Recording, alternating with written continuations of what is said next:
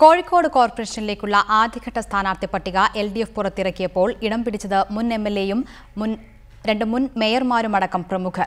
അതേസമയം നിലവിലെ കൗൺസിലർമാരിൽ 7 പേരെ മാത്രമേ ഇത്തവണ മത്സരരംഗത്ത് ഇറക്കുകയുള്ളൂ എന്ന് ഏറെക്കുറെ വ്യക്തമായി.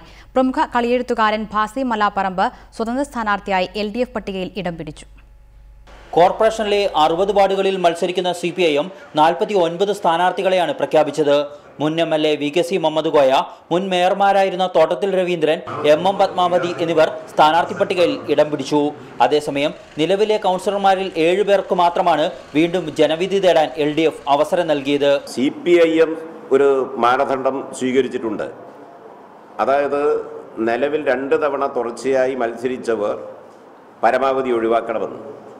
ഞങ്ങൾ ആ ഒരു മാനദണ്ഡമെല്ലാം കണക്കിലെടുത്തുകൊണ്ടും അതുപോലെ തന്നെ ഓരോരുത്തർക്കും മറ്റ് ചുമതലകളൊക്കെ നിർവഹിക്കുന്നതിന് എല്ലാം ഓരോന്നും പ്രത്യേകം നിർണ്ണയിക്കുന്നുണ്ട്. അതിൻ്റെയൊക്കെ അടിസ്ഥാനത്തിലാണ് 6 സീറ്റിൽ മത്സരിക്കുന്ന CPI 5 സ്ഥാനാർത്ഥികളെ പ്രഖ്യാപിച്ചു.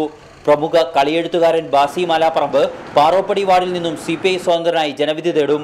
JDS, കോൺഗ്രസ് എന്നീ ഘടകകക്ഷികൾ മത്സരിക്കേണ്ട സീറ്റിൽ തർക്കം തുടരുന്ന സാഹചര്യത്തിലാണ് CPIM മുഴുവൻ സ്ഥാനാർത്ഥികളെയും പ്രഖ്യാപിക്കാതിരുന്നത്. പ്രഖ്യാപിക്കാനുള്ള സീറ്റുകളിലേക്ക് കൂടുതൽ പൊതു സ്വതന്ത്രരെ പരിഗണിക്കുന്നുവെന്നാണ് നേതൃത്വത്തിന്റെ വിശദീകരണം. ജില്ലാ പഞ്ചായത്തിലേക്കുള്ള ആദ്യഘട്ട സ്ഥാനാർത്ഥി പട്ടികയും ഇടതുമുന്നണി പ്രഖ്യാപിച്ചു. റിപ്പോർട്ടർ, കോഴിക്കോട്.